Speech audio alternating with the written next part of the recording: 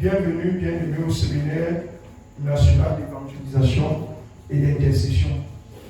C'est un moment où nous enseignons sur ce qui concerne l'évangélisation, mais aussi ce qui concerne l'intercession.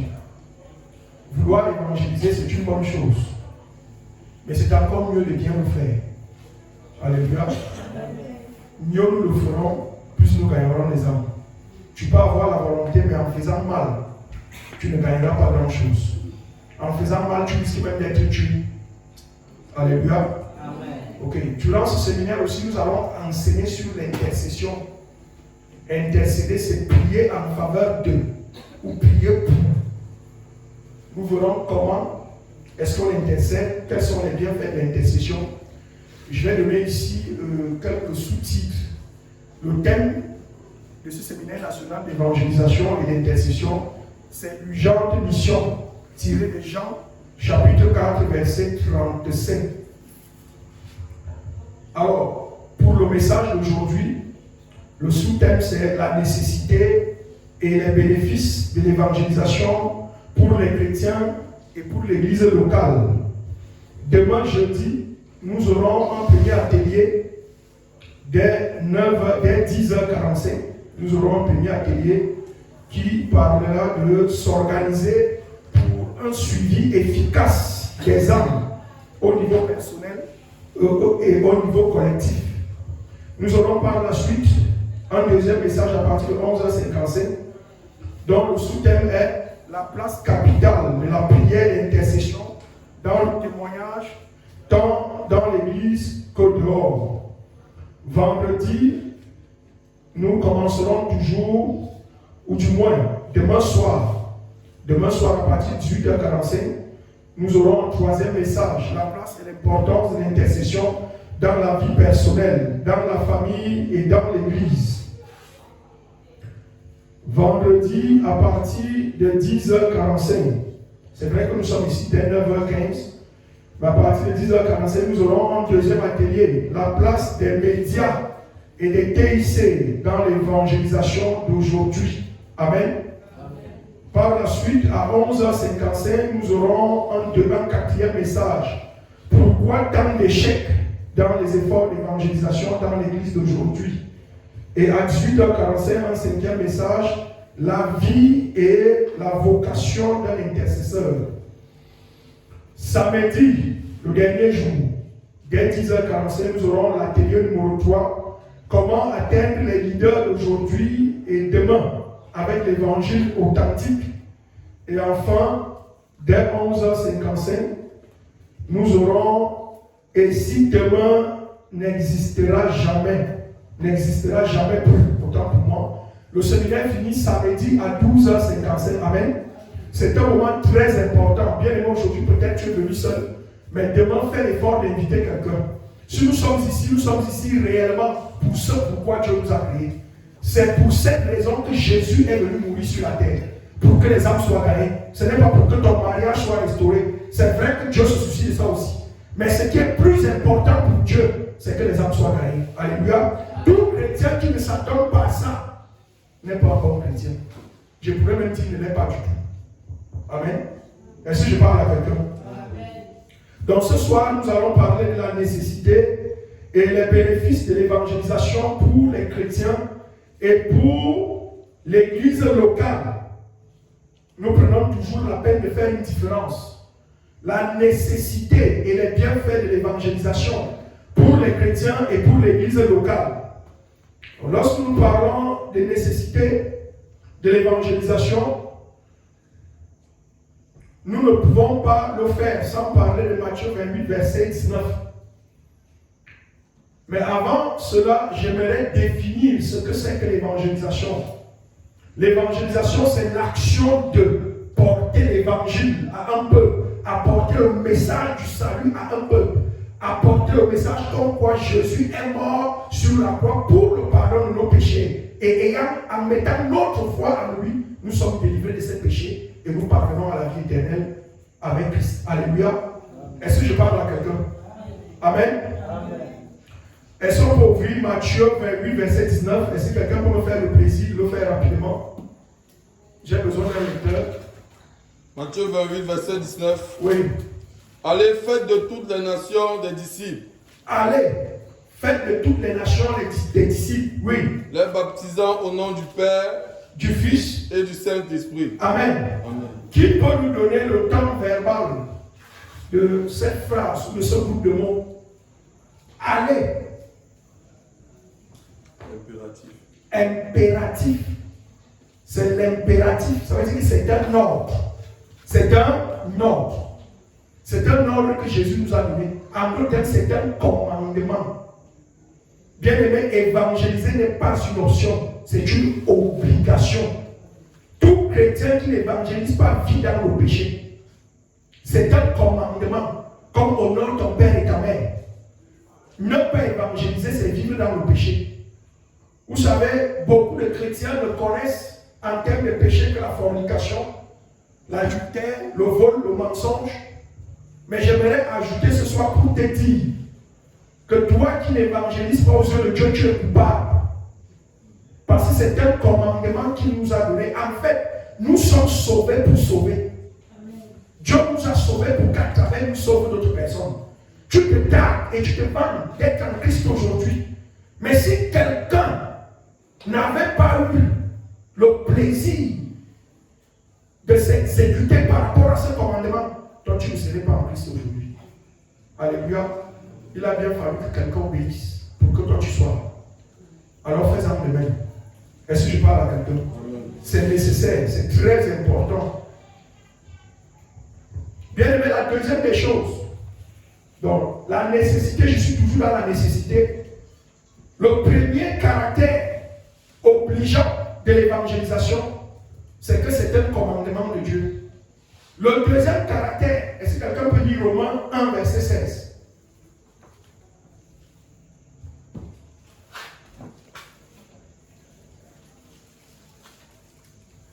Romains 11, verset 16. Oui. Car je n'ai point honte de l'évangile. C'est une puissance de Dieu pour le salut de quiconque croit. C'est la puissance de Dieu pour le salut de quiconque croit. En d'autres termes, pas d'évangélisation, pas de salut. Alléluia. C'est bien beau, parce que lorsque nous prions souvent à l'église, prions pour le salut des âmes. Ah Seigneur, attire les âmes, gagne les âmes. Oui, c'est bien. Mais s'il n'y a personne qui prêche, il n'y aura pas d'âme gagnée. S'il n'y a personne qui prêche, le Saint-Esprit n'agira pas. Écoutez, la Bible dit dans le livre de Genèse, chapitre 1, que le Saint-Esprit s'émouvait au-dessus des eaux jusqu'à ce que la parole arrive. C'est quand la parole arrive qu'il a entré en action. S'il n'y a personne qui prêche, le Saint-Esprit n'agit pas. Nous avons besoin de prêcher l'évangile pour que les âmes soient gagnées. Sans prédication, il n'y aura pas gagné les âmes. Alléluia. Si nous choisissons de fermer la bouche, rien ne se passera. Beaucoup pensent, non, s'il était donné aux anges de prêcher l'évangile, bien aimé, je suis sûr que Dieu n'aurait pas besoin de nous. Mais c'est à nous qu'il appartient de le faire. Qui que tu sois, Matthieu 28, verset 19 s'adresse à toi. Enfant, grand, homme comme femme. Cette parole s'adresse à chacun d'entre nous. Beaucoup pensent que c'est une affaire de pasteur, c'est faux. Ce n'est pas une affaire de pasteur seulement. Encore plus qu'en lisant bien la Bible, on parle rarement même des pasteurs. Jésus s'adressait ici à ses disciples. Et un disciple, celui qui suit Jésus pour lui ressembler. Pour lui ressembler. Toute personne qui suit Jésus pour ressembler à Christ est un disciple. Bien aimé, tu es un disciple. Et par conséquent, tu as l'obligation d'évangéliser. Alléluia. Si nous n'évangélisons pas, les âmes ne seront pas sauvées. Si nous n'évangélisons pas, les gens vont mourir à l'enfer. Est-ce que je peux aider quelqu'un? Toutes les fois que quelqu'un meurt sans Jésus, c'est une perte pour Dieu. C'est une perte pour Dieu et c'est un jugement pour nous.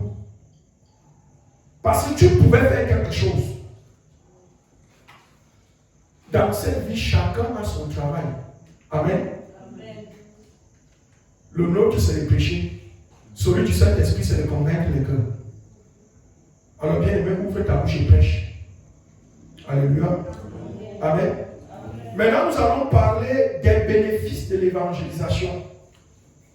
Les bénéfices de l'évangélisation pour les chrétiens, c'est par là que nous commençons. C'est-à-dire, qu'est-ce qu'un chrétien gagne? Tu gagnes quoi? Vous savez, beaucoup de personnes n'évangélisent pas parce qu'elles pensent que non, c'est un perdant. Je gagne quoi dedans? Qu'est-ce que je gagne à dire à quelqu'un, Jésus t'aime? Déjà, même qu'il y a une honte qui est associée à ça. Je peux le dire comme ça et après me chiffre. Est-ce que ici, nécessairement, tout le monde devrait savoir que moi aussi, je suis de ces gens-là? Parce que vous savez, ce qu'on dit de nous aujourd'hui, c'est qu'on a mangé le cerveau. Quelqu'un m'a dit ça. Que vous qui êtes dans ces choses où on consomme le cerveau, je lui ai dit, ok, bien aimé, je suis enseignant. Voilà le niveau où j'enseigne. Dis-moi comment j'enseigne avec un cerveau qu'on a mangé. Alléluia. Quand je le lui ai dit, c'est tu. Parce que beaucoup sont convaincus que n'est dans les églises réveillées que des gens qui ont des têtes vides.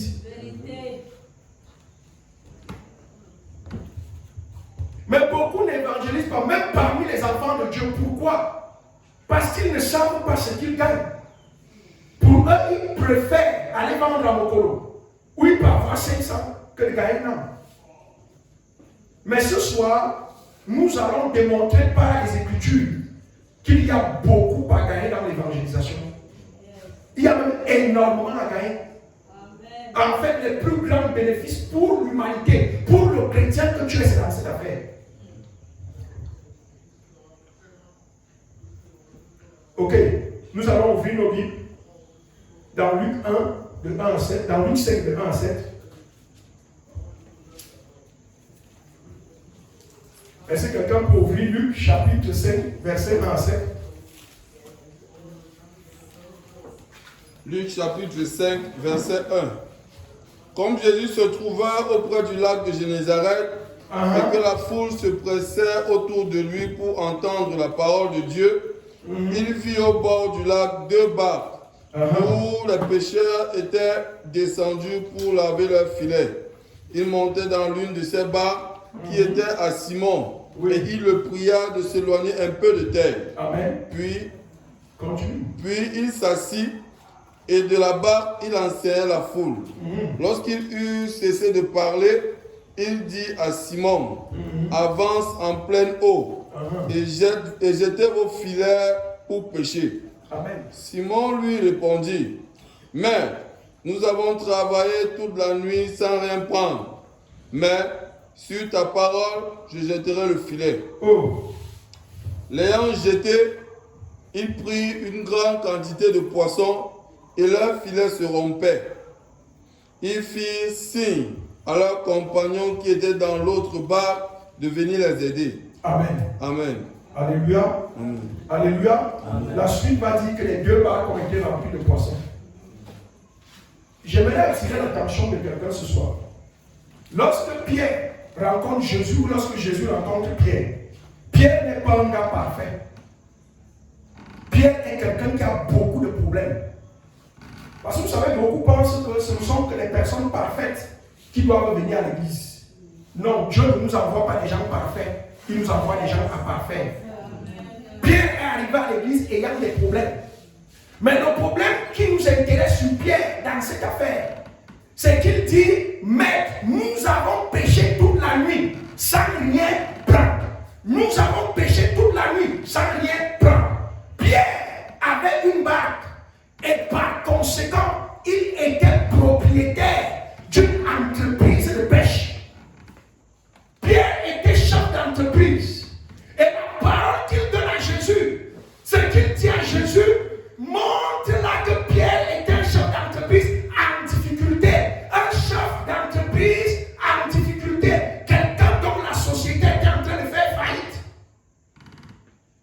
pas de poisson égale pas de pain. Les employés vont quitter l'entreprise. Parce que c'est avec la vente des poissons que vit une entreprise de pêche. Mais si nous avons pêché toute la nuit, ça n'est rien. Rien, ça veut dire zéro. Même pas un semblant de poisson. C'était une entreprise gravement en difficulté. Alléluia. Est-ce que je parle à quelqu'un? Pierre était en difficulté comme beaucoup d'entre nous. Mais remarque une chose.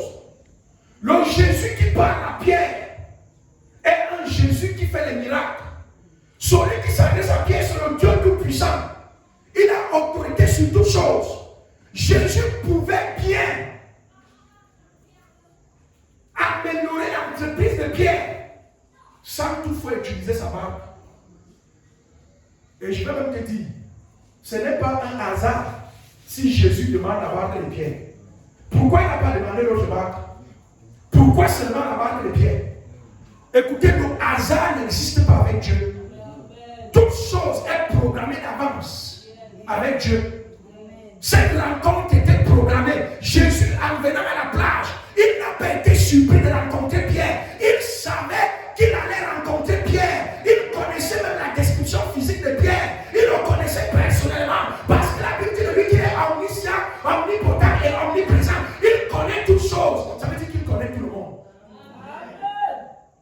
Donc Jésus, en venant à la plage, venait pour rencontrer Pierre et venait pour ressusciter l'entreprise de Pierre. Il savait quel était son problème et il connaissait comment résoudre son problème. Et pour le résoudre, Jésus lui dit, donne-moi d'abord la barque, je vais gagner les âmes. Et comme les âmes seront gagnées, ton entreprise sera restaurée. Est-ce que je parle à quelqu'un? Écoute bien aimé, l'évangélisation contribue à restaurer ta vie. Beaucoup ne comprennent pas. Qu'est-ce que tu as qui est en faillite?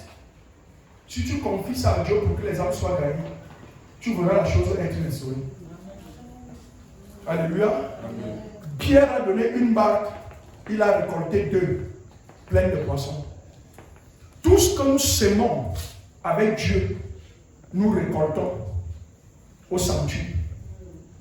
Il a semé une barque vide et il a récolté 2 barques pleines de poissons. Il a semé une entreprise en faillite, il a récolté une entreprise prospère.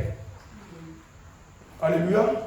Le problème avec les enfants de Dieu que nous sommes, c'est que nous ignorons que Dieu est un Dieu des principes.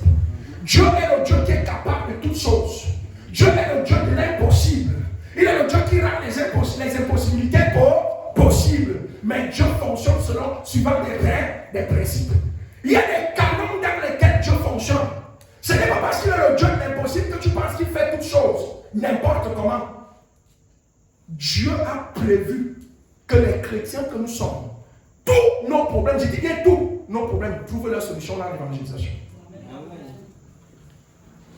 Il n'y a aucun problème que tu puisses avoir qu'en choisissant de mettre à disposition ton corps, ton œuvre, ton argent, ce qui t'appartient, tes possessions, pour que les âmes soient gagnées. Dieu n'interviendra pas pour résoudre ce problème.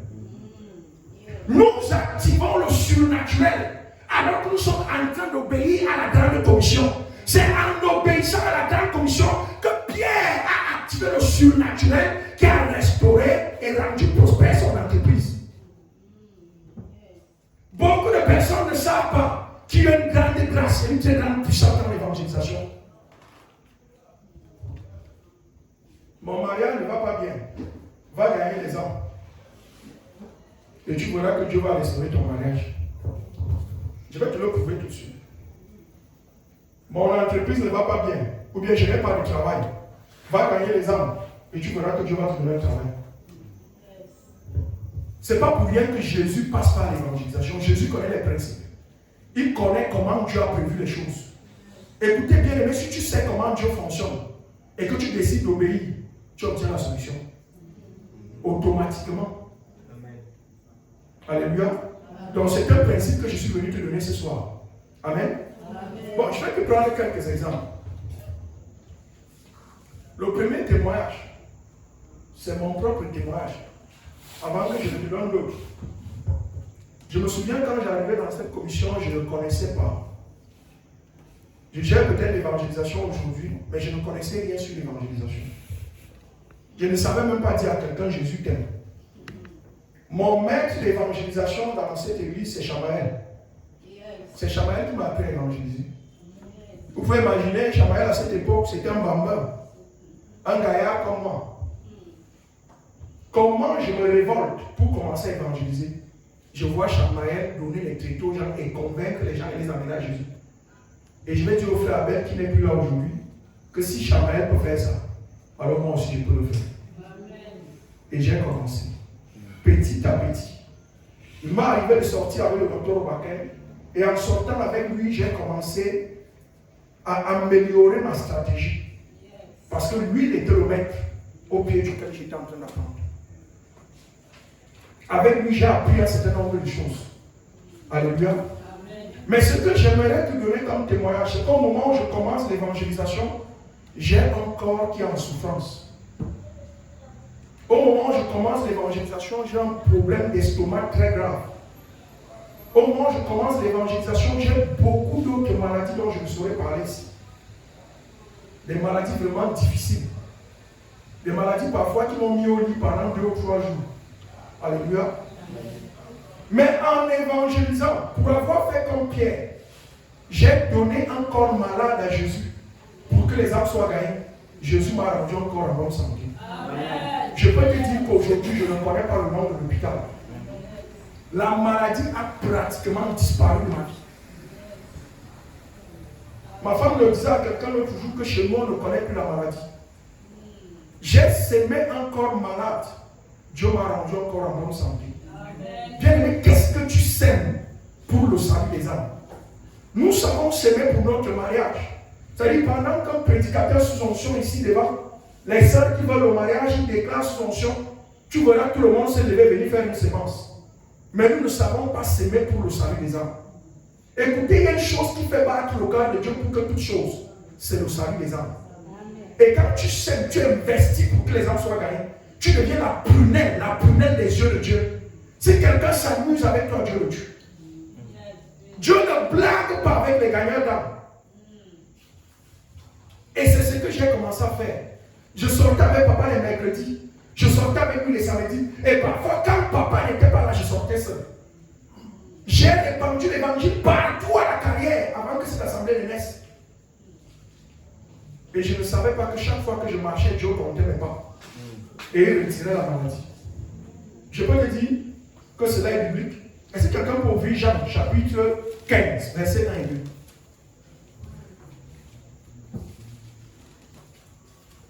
Est-ce que vous pouvez lire ça version français courant? Si quelqu'un a version français courant ou nouveau français courant. Mais s'il n'y en a pas, bon, quelqu'un, même si c'est lui, c'est bon, on va essayer. Allons-y avec lui, c'est bon. Jean chapitre 15, verset 1 à 2.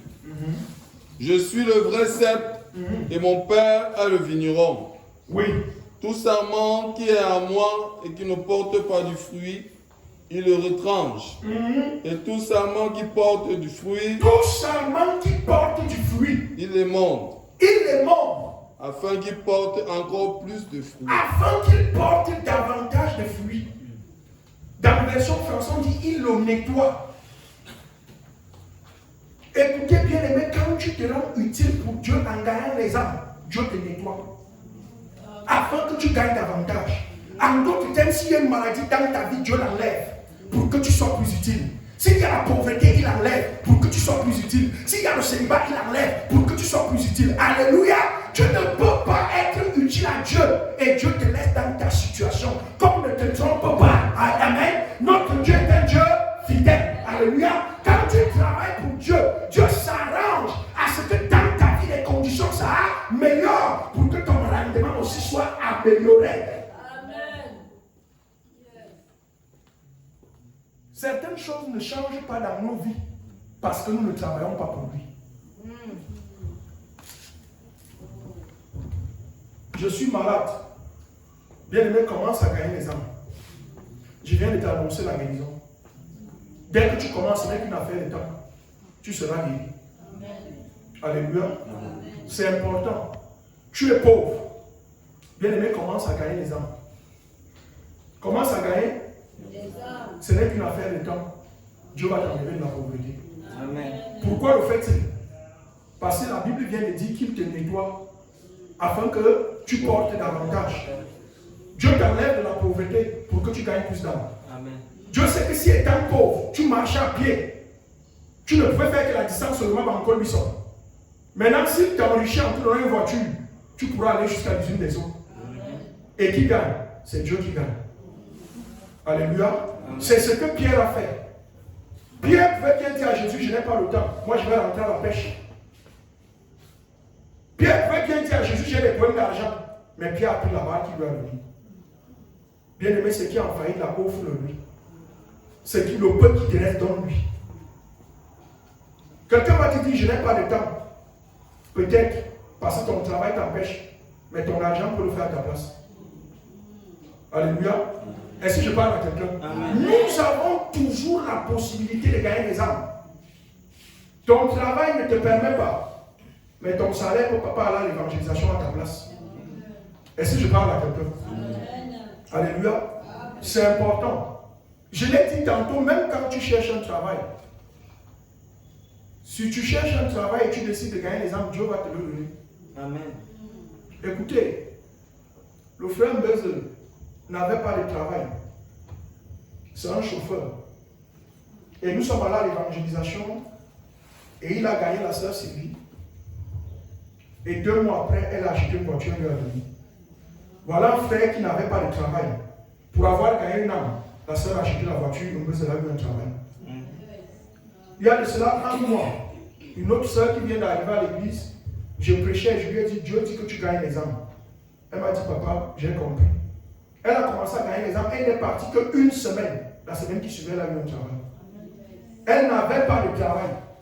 La semaine qui suivait, elle a eu un travail. Et un très bon travail dans une ONG. Dès qu'elle a juste décidé de gagner les âmes. Vous savez, le problème que nous avons, c'est que nous voulons que Dieu fasse pour nous.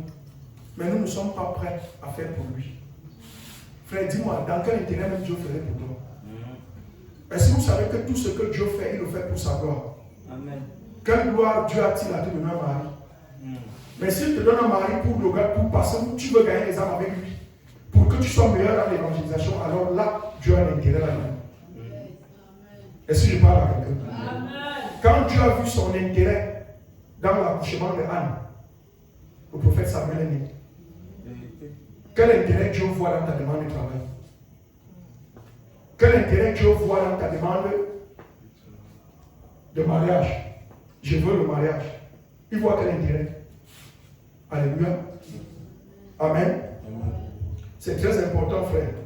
Même dans le foyer, beaucoup de personnes ont des foyers détruits. Foyer en souffrance. Ça ne va pas. Bien aimé, même ton foyer, tu peux le mettre à contribution pour le salut des âmes. Et Dieu a arrangé beaucoup de choses. Je l'ai fait avec le mien et Dieu a arrangé beaucoup de choses. Aujourd'hui, il y a 100% de paix. La première année, tu étais dans le 25 mars. Tu as vu à quoi ça ressemblait. Alléluia. C'est le fruit du salut des âmes. Il y a eu un temps où ma femme, mes enfants et moi, nous tous, nous partions à l'évangélisation. Tout le monde. Et Dieu a restauré toute la famille. Quelle est la contribution de ta famille à la grande commission? Amen. Nous gagnons beaucoup. Les problèmes des chrétiens sont résolus à travers l'évangélisation. C'est là-dedans que Dieu a mis la solution à tes problèmes. Bien-aimé, va gagner les âmes et sois patient et tu verras Dieu agir. Amen. Nous allons prendre toujours dans la Bible un autre cas. Est-ce que quelqu'un peut ouvrir Matthieu 17, verset 24 à 27? Voilà un autre cas.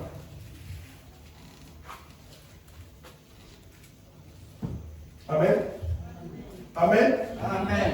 Écoute, je vais donner un conseil avant que tu dises, frère, aux sœurs qui cherchent le mariage. Quand nous gagnons les âmes, nous gagnons des hommes. Amen. Amen. Nous gagnons des hommes. Nous gagnons des hommes. Nous gagnons des hommes qui viennent à l'église. Peut-être ces hommes-là ne vont pas épouser directement une sœur, mais ils peuvent gagner eux-mêmes d'autres personnes qui viendront épouser la sœur. Amen. Il y a un exemple ici dans cette église.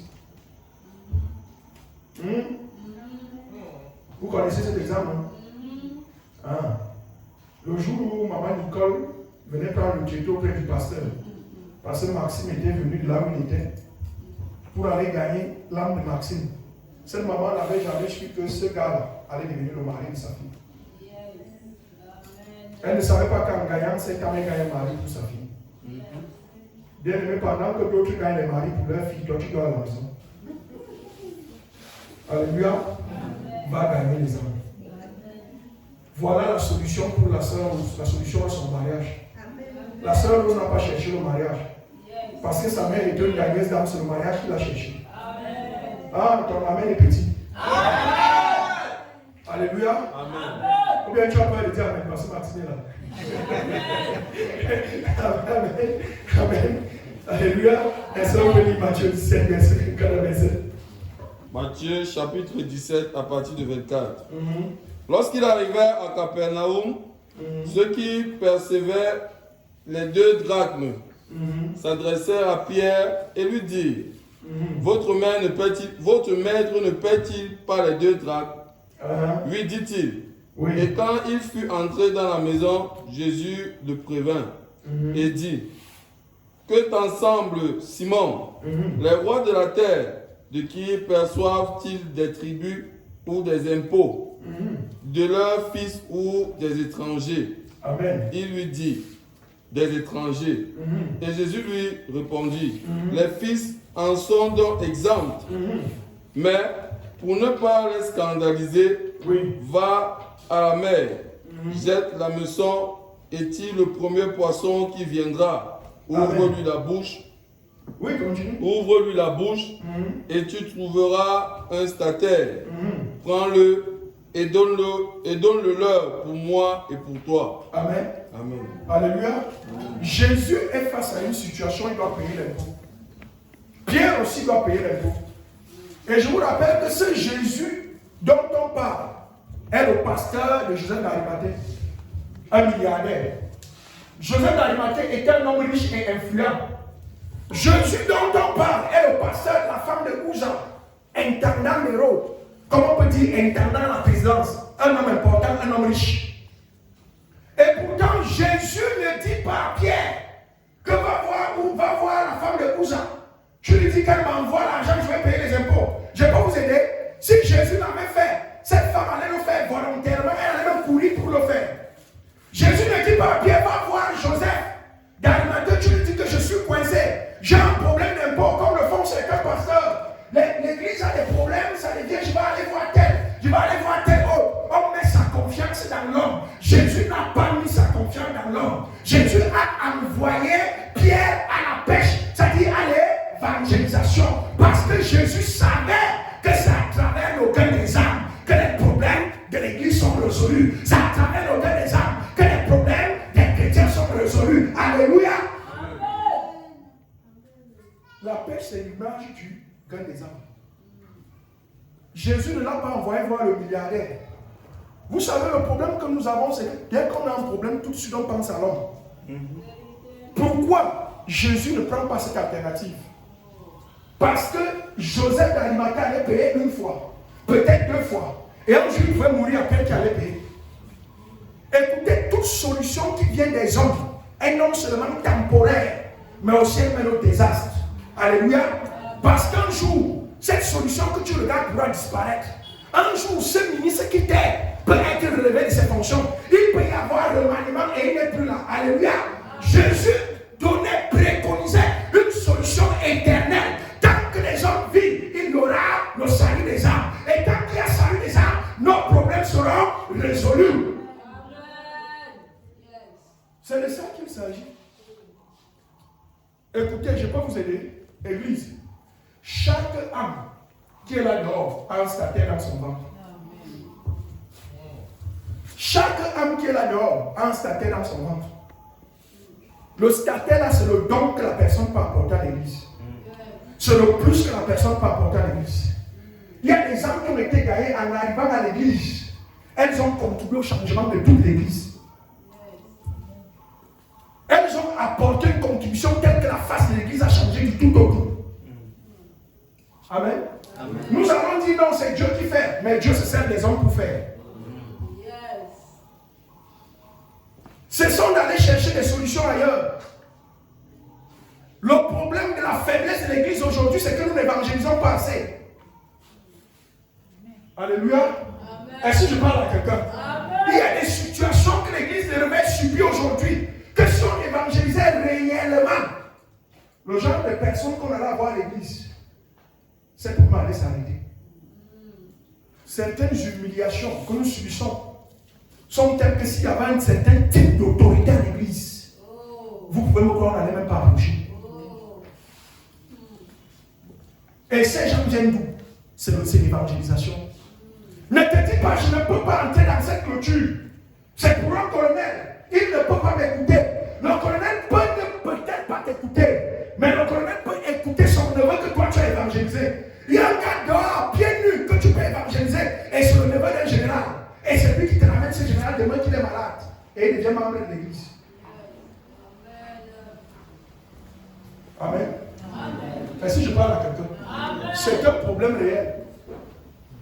Bien aimé à la carrière, en évangélisant, on a gagné une dame. Elle est au Canada aujourd'hui, elle est médecin. Sa seule présence à l'église a aidé beaucoup de frères et beaucoup de sœurs. Quand il y avait un problème de santé à l'église, on ne réfléchissait pas pour aller. Elle résolvait parfois 105 francs. Elle dit, même 5 francs, tu ne dépenses pas. Consultation et tout le nécessaire. Voilà ce qu'on appelle un stataire. Et une telle contribution est permanente. Tant que la personne est là, elle est permanente. Ça ne sert à rien, quand nous avons des problèmes, d'aller regarder un tel dans son bureau, allons évangéliser. Tout problème que l'église peut avoir, ou qu'un membre de l'église peut avoir, trouve sa solution dans l'évangélisation.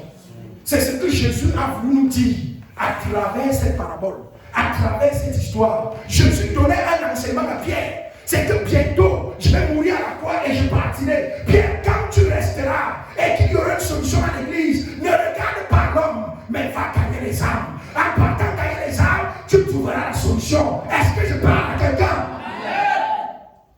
C'est un problème réel pour les pasteurs d'aujourd'hui que de compter sur les hommes. Non, tel à l'église, s'il n'est pas là, ah, comme ma fille n'est pas là, on est mal parti. Hey! L'évangélisation est finie. Alléluia. Est-ce que je parle à quelqu'un? C'est très important, frère. Le dehors ouvert, allons gagner les âmes. Là dehors, on va gagner les ingénieurs. Alors Dieu visionne. Et on aura plus un certain problème dans le son, dans les images et tout le reste. Là dehors, on va gagner des médecins. Alléluia. Et quand quelqu'un est malade, on n'aura plus besoin de réfléchir. Est-ce que je parle à quelqu'un? Ils sont pleins là dehors qui ont besoin de Jésus. Ne les vois pas dans leur grosse voiture. C'est des gens qui ont besoin de Jésus. Est-ce que je parle à quelqu'un? Amen. Et c'est des gens qui peuvent nous aider de plusieurs manières. De plusieurs manières.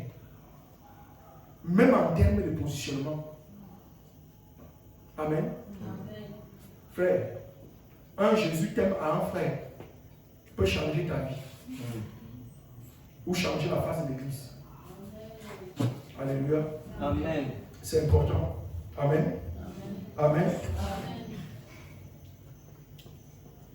Nous avons une sœur qui a aidé plusieurs frères. Depuis qu'il est là, beaucoup de ses frères ont eu à participer et aux suivances des concours et aux corrections des concours et ils ont gagné de l'argent. Avant qu'elle ne soit là, ce n'était pas possible. Mais sa présence a aidé les frères à gagner de l'argent. Amen. Dieu est grand. Bien-aimé, allons évangéliser. La troisième chose, troisième bénéfice, l'équipement.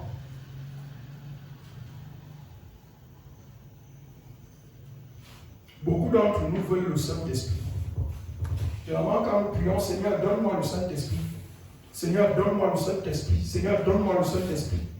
C'est pourquoi, en fait, tu demandes ça pour moi. Je peux aider quelqu'un. Dieu est tout sauf un insensé. Dieu ne fait rien pour rien. S'il n'y a pas de raison, il ne fait pas. Écoutez, Acte 1, verset 8. Acte 1, verset 8. Qu'est-ce que Acte 1, verset 8 dit? recevrez le Saint-Esprit et vous serez. Voilà. Ça veut dire qu'il y a une raison pour laquelle Dieu leur a donné le Saint-Esprit. Il y a une raison. Il ne leur a pas donné ça pour rien. Beaucoup disent Dieu est bon. La bonté de Dieu, ce n'est pas la bêtise. Et Dieu ne gaspille pas ses dons. Tu veux le Saint-Esprit pour quoi faire? Mais je peux aider quelqu'un. Du moment où ils ont eu dans leur cœur le désir, comment on peut quantifier ou savoir qu'ils ont eu le désir? Parce qu'ils ont jeûné pour ça. Leur jeûne montre que ces gars-là voulaient accomplir la mission. Dès qu'ils ont eu dans leur cœur le désir de faire la mission, Dieu leur a donné le Saint-Esprit. Dieu les a équipés. La meilleure manière d'avoir le Saint-Esprit est de grandir dans le Saint-Esprit jusqu'à atteindre la plénitude et atteindre le baptême de feu. Bien aimé, c'est de t'investir dans le salut des âmes. Si tu t'investis dans l'œuvre de Dieu, Dieu te capacite pour que tu sois meilleur.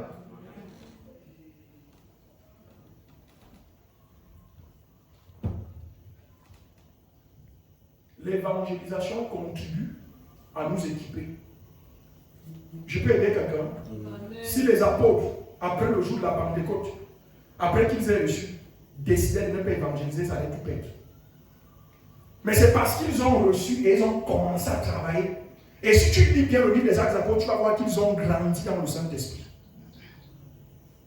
On dit, je crois, 3 fois, et ils ont été remplis du Saint-Esprit et la terre a tremblé. Et toutes les 3 fois, c'est des dimensions différentes. Ça montre que ces gens ont grandi dans l'onction.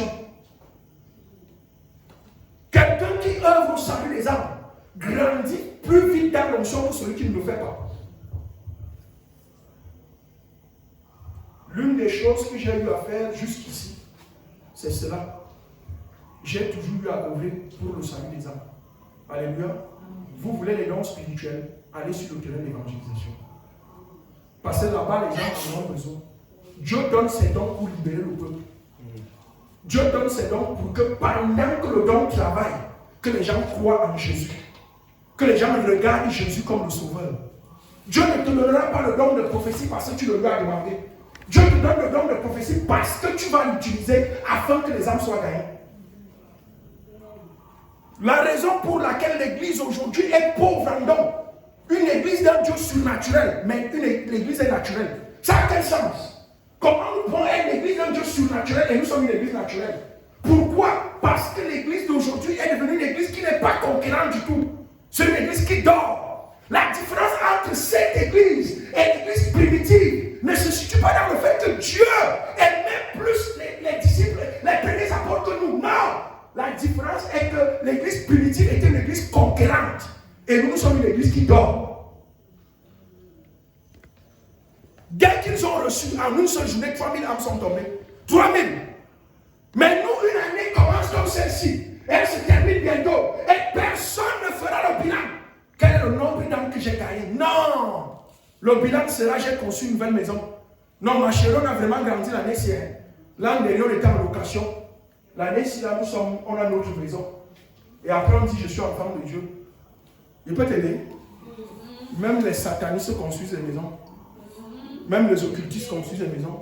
Si construire une maison te qualifie comme enfant de Dieu, tu viens de te tromper. Et ils construisent même mieux que ce que tu as conçu. Alléluia. En tant qu'enfant de Dieu, ce bilan-là, le 31 décembre, avec ta femme ou avec ton mari, mon mari, cette année, si on a gagné 30 ans, rendons grâce à Dieu. C'est comme ça. Nous sommes à la période de la confrontation. Elle est en train de commencer. Les occultistes se préparent, ils dorment dans les cimetières, font ceci, ne blaguent pas. Nous avons besoin de puissance pour que l'église impacte. Nous avons besoin de puissance pour anéantir mon esprit Satan. Alléluia. Sinon, la domination des ténèbres sera totale. Mais Dieu ne peut pas nous donner la domination, c'est-à-dire la puissance, tant que nous ne sommes pas une église conquérante. Une église qui est dans la défensive, c'est une église qui prendra les buts. Regardez la Champions League. Chaque fois qu'une équipe joue la défensive, elle ne prend pas les buts. C'est ce que nous sommes en train de vivre à l'heure actuelle. C'est pour ça que de plus en plus on ferme les églises. De plus en plus on emprisonne les pasteurs. De plus en plus on bastonne les chrétiens. De plus en plus, pourquoi? Pourquoi nous prenons tant de buts? Parce que nous dormons. Alléluia. Amen. Amen. L'évangélisation équipe. L'évangélisation augmente le Saint-Esprit. L'évangélisation amène la purification. Si tu veux triompher et gagner, si tu veux triompher du péché, alléluia, il y a certains péchés qu'en évangélisant, tu triomphes de ces péchés. Que tu l'as vu dans le livre de Jean plutôt chapitre 5. Je crois que ça va être le verset 15. Celui qui ramène une âme de la voie dont elle s'est égarée couvre de nombreux péchés. Tu viens à bout d'un certain type de péché pendant que tu évangélises. Parce que Dieu veut que tu sois. Qu'est-ce que Jean chapitre 15, verset 2 venait de dire? Celui qui porte les fruits, Dieu fait quoi? Il le nettoie pour qu'il porte davantage. Bien aimé, si tu portes des fruits et que la fornication te dérange, Dieu tuera la fornication pour que tu portes davantage de fruits. Écoutez, la meilleure manière de venir à bout d'un certain nombre de péchés qui te dérangent, c'est de gagner les âmes pour l'éternel. Pendant que tu le fais, Dieu lui-même œuvre dans ta vie pour te purifier et détruire ces péchés. Amen. Alléluia. Amen. Ils sont au nombre de combien? Tous ces problèmes que tu as, c'est parce que tu n'as pas compris le principe. Non, le principe ne se retrouve pas dans tes efforts. Va gagner les âmes. C'est ce que Jésus disait à Pierre. Amen. Amen. La vie de prière, en dehors de la purification, la vie de prière. La Bible dit dans le livre d'Actes, chapitre 4, qu'après qu'on les ait persécutés pour le salut des âmes, pourquoi? Pourquoi? Le salut des âmes. Quand on les a libérés de la prison, ils sont allés où? Ils sont allés prier. Ils sont allés où? Ils sont allés où? À l'autel de la prière. Alléluia. Si tu veux avoir une vie de prière qui déplace les montagnes, si tu veux prier comme Jésus, quand tu pries, la sueur devient des grumeaux de sang.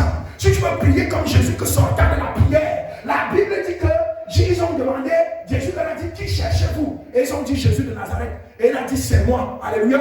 Dès qu'il a dit c'est moi, ils ont fait un pas en arrière, ils sont tombés. Pourquoi? La dimension de la puissance et de l'onction qui était sur Jésus était telle que ces gars-là ne pouvaient même pas l'approcher. Pourquoi Jésus sortait de la prière? Alléluia. Si tu veux atteindre la dimension surnaturelle de la prière, deviens un gagnant d'âme. Dieu n'investit pas son onction pour rien. La prière, c'est l'onction.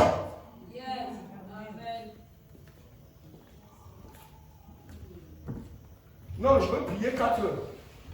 Je veux pouvoir prier 10 heures. Dans quel but Dieu va te donner cette capacité? Écoutez, on ne prie pas 4 heures parce que tu le veux. Si tu vas prier de manière charnelle, tu ne peux même pas tenir 1 heure. Si tu vois quelqu'un tenir 4 heures, parfois moi j'entends les gens parler de ceux qui font ça, ça me fait juste rire. La prière est une activité spirituelle. Si tu vois quelqu'un tenir 4 heures dans la présence de Dieu, fais attention. Ça veut dire qu'il est vraiment en esprit. Parce que quand tu ne l'es pas, même 10 minutes, c'est difficile à tenir. Quand tu vois quelqu'un tenir 10 heures, ça veut dire qu'il est vraiment dans les profondeurs de l'esprit. Alléluia. Mais pourquoi? C'est Dieu qui nous capacite, c'est lui qui nous capacite, c'est lui qui nous rend capable. Personne ne peut prier 4 heures parce qu'il est fort. Non, quelqu'un prie 4 heures parce que Dieu lui permet de prier 4 heures. Mais Dieu ne peut te le permettre que si et seulement si cet investissement lui sera utile. Utile comment? Après ça, c'est les âmes que tu vas ramener au Seigneur. Amen. Dieu a une seule nourriture. Hein? Vous vous souvenez dans Jean chapitre 4, quand les apôtres sont venus dire à Jésus, comment? Il leur a dit quoi? J'ai une nourriture à manger que vous ne pouvez pas connaître. Et ils ont demandé s'il y avait quelqu'un qui lui apportait la nourriture. Jésus leur a dit quoi? Ma nourriture, c'est faire la volonté de celui qui m'a envoyé. Et sa volonté, c'est quoi? Que les âmes soient gagnées. Alléluia. C'est ça la nourriture de Dieu. Amen. Si tu veux donner à Dieu un cadeau, donne-lui les âmes. Dès que tu lui as donné les âmes, il va te répondre favorablement. Est-ce que je parle à quelqu'un? Amen. Amen. Amen. Ok. Maintenant, concernant l'église locale, nous allons parler de la croissance de l'église. La croissance de l'église, ça c'est un bénéfice. Regardez une chose. La croissance de l'église ne doit pas seulement être l'intérêt du pasteur. Vous savez pourquoi? Vous savez pourquoi? La croissance de l'église sert tout le monde à l'église. Beaucoup pensent qu'en emmenant 5 âmes ici rendre service au pasteur, tu te trompes. Je vous dis que quand l'église grandit, les opportunités se multiplient. Pas seulement les opportunités de mariage, les opportunités de travail. Alléluia. Les opportunités d'affaires. Il y a un type d'affaires que tu fais et il n'y a aucun partenaire pour toi à l'église. Quand le nombre de personnes commence à augmenter, tu auras aussi des partenaires. C'est-à-dire qu'il y a des gens qui sont dans le même couloir que toi qui vont arriver et tu auras des partenaires. Alléluia. La croissance de l'église sert tout le monde. Plus une église se multiplie et s'accroît, plus c'est bien pour l'église elle-même, mais aussi pour les chrétiens qui sont là. Même au niveau de la réalisation des projets, regardez, pour réaliser un projet d'achat de chaises comme celle-ci, ici au moment, une chaise peut-être c'est 20 000. Et nous ne voulons plus voir les chaises blanches. On veut seulement des chaises rouges. Pour acheter avec le nombre de fidèles qui sont au moment à l'heure actuelle, il pourra être dit que chacun donne 10 000, n'est-ce pas? Mais si ce nombre de fidèles est multiplié par 20, 10 000 divisé par 20, ça fait 700 par personne. C'est un avantage ou pas? Alléluia. C'est un très grand avantage. Bien aimés, nous devons tous travailler à la croissance de l'église. Quand l'église s'accroît, des opportunités pour nous arrivent. Quand l'église s'accroît, des opportunités pour l'église arrivent. Amen. C'est dans la croissance de l'église que tu pourras voir les ministres à l'église. C'est dans la croissance de l'église que tu pourras voir les gens à l'église qui peuvent t'introduire chez un ministre. Dieu nous a dit que les enfants de Dieu ne font pas des affaires. Et dans les affaires, le relationnel est très important. Amen. Et plus une église est nombreuse, plus les relations d'affaires vont se tisser. Voyez, les potes te disent qu'en un jour, un seul, ils font un projet de 100 millions. En un jour, les 100 millions, plus de 100 millions tombent. En un jour, un seul, plus de 100 millions tombent. Pourquoi? C'est parce qu'ils ont trop d'argent? Peut-être. Mais c'est surtout parce qu'ils sont très nombreux. Si tout le monde donne 1000 francs seulement, il va dire ce que ça fait. Alléluia. C'est très important. Amen. Donc, bien aimés, travaillons. Prenons la matière grise durant ce séminaire et travaillons à la croissance de l'église. Le Saint-Esprit est disponible. La grâce de Dieu est là. Elle attend une seule chose, c'est que tu te lèves. Et si tu te lèves, Dieu fera avec toi. Dieu n'attend pas seulement le docteur Obakay. Dieu est capable de faire avec toi. La preuve en est, avant que je ne commence à faire, je ne pensais pas que c'était possible. Aujourd'hui, Dieu fait avec moi. Et je peux te dire, s'il fait avec moi, il peut faire avec toi. Et il peut faire mieux avec toi qu'il le fait avec moi. Amen. Et si je parle à quelqu'un? La dernière chose, l'autre là c'est grave. C'est un gars que nous aimons tous. Les choristes l'aiment. Les pasteurs l'aiment. Le protocole le veut aussi. Tout le monde veut le gars. Le gars dont on va parler maintenant. C'est un gars que quand il est dans ta vie, change ta vie. Quand il est dans ta vie, la gloire arrive. On appelle l'onction. L'onction. Tout le monde veut l'onction. Tout le monde veut l'onction. Pasteur, voici comment avoir plus d'onction. Alléluia. Beaucoup ne le savent pas. Est-ce qu'on peut ouvrir 2 Rois 4, verset 1 à 7? Vous savez, sur un même texte, on peut avoir plusieurs visions différentes. Jusqu'à ce qu'aujourd'hui arrive. Je n'avais pas vu ça dans 2 Rois 4, verset 1 à 7. J'ai même prêché sur ce verset il y a cela 2 semaines. Je n'ai pas parlé de ça. 2 Rois 4, verset 1 à 7. Une femme d'entre les femmes des fils des prophètes cria à Élisée en disant: ton serviteur, mon mari, est mort. Et tu sais que ton serviteur craignait l'Éternel.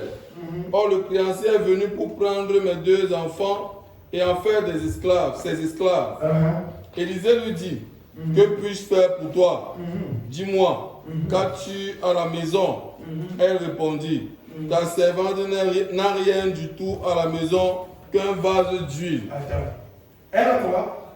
Elle n'a rien du tout qu'un vase d'huile. Elle a quoi? Elle n'a qu'un vase d'huile. Vase d'huile. C'est le mot là, il faut préciser ça. Il faut souligner ça. Quand on parle d'huile, ici, on fait référence à quoi? Qu'est-ce que le docteur Obakay nous a dit? L'huile, c'est quoi? C'est un support. Un support, un véhicule de l'onction. Donc lorsqu'on parle d'huile ici, on fait référence à l'onction. Amen. Oui. Et il dit: va demander au dehors des vases chez tous tes voisins, des vases vides. Et n'en demande pas un petit nombre. Quand tu seras rentré, tu fermeras la porte sur toi et sur tes enfants. Tu verseras dans tous ces vases et tu mettras... Attends. Elle a dit qu'elle avait un peu d'huile. Si tu lis le même texte dans le nouveau français courant, on parle de l'huile ici comme l'huile de bouquet. Donc tu peux voir. Et l'huile de beauté se mesure dans les petites boîtes, n'est-ce pas? Donc ça veut dire que c'était vraiment une petite quantité.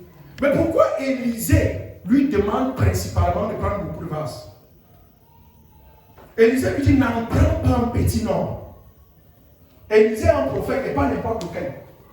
Élisée, c'est quelqu'un qui est bourré de connaissances spirituelles. Et il lui dit, prends des vases, n'en prends pas un petit nombre. Alléluia. Parce qu'Élisée connaît un principe spirituel. Quand il y a plus de vases, l'huile se multiplie.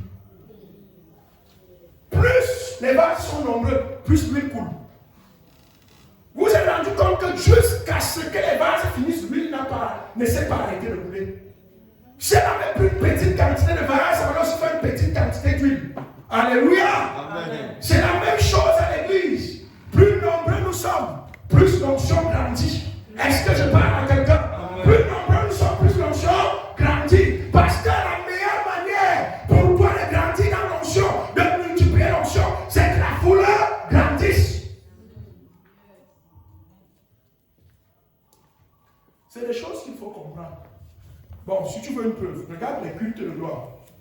Je vais prendre un exemple que tu connais bien. Regardez le docteur Obaka quand il a un ministère à l'église de Mont-Bamsel ou à l'église de la carrière ou l'école de police. Vous verrez qu'il y a un niveau d'onction. Mon culte de gloire, c'est comme si cette onction soit multipliée par 10. Vous savez pourquoi? Il y a un plus grand nombre de vases. Au Mont-Bamsel peut faire 100 quelque chose. Mon culte de gloire peut se faire 300 personnes devant lui.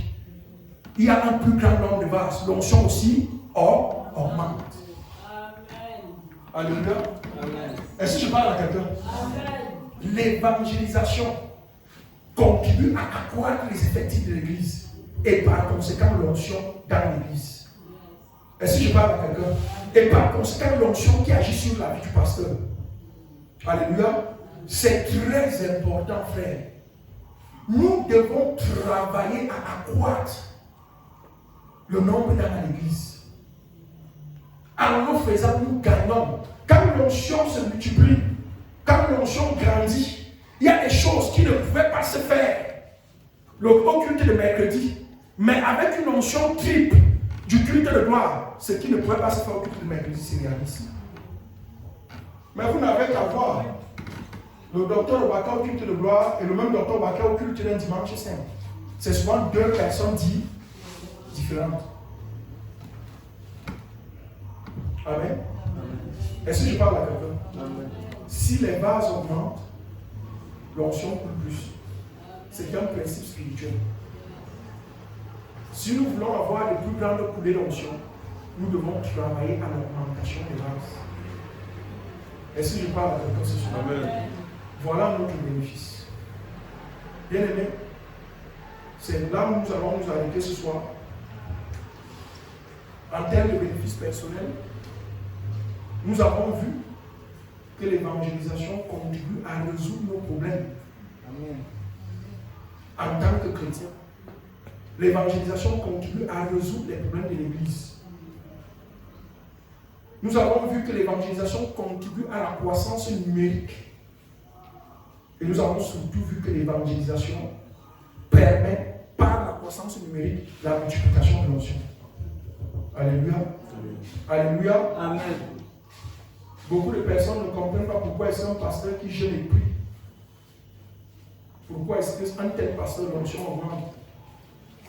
Vous savez pourquoi? On ne va pas parler de ça aujourd'hui. Mais un jour on parlera de comment attirer les foules. Vous verrez que le jeûne et la prière attire les âmes. Attire les âmes. Et plus il y a des vases, plus l'onction. Que Dieu te bénisse. Amen.